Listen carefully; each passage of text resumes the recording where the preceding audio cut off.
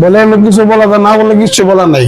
একজন আরেকজনের পিছনে লাগিয়ে থাকেন, একজন আরেকজনের পিছনে খুঁচা দেন, কেরে ভাই এটা না করলে চলে না, খুঁচা খাচ্ছি না করলে চলে না।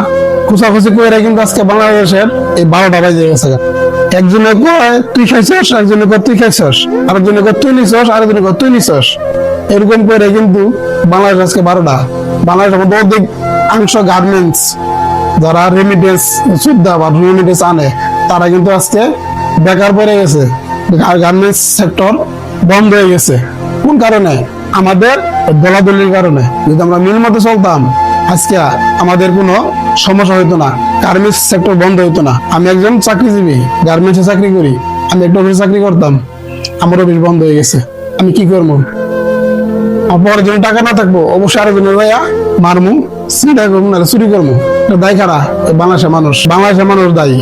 কিসের জন্য বলছি অবশ্যই বুঝছেন। আমরা দলাদলি না করে একসাথে মিলে চলি, দেশের রেমিটেন্স যেভাবে আসে সেই চিন্তা করি আমরা, তাহলে মনে ভালো হইব।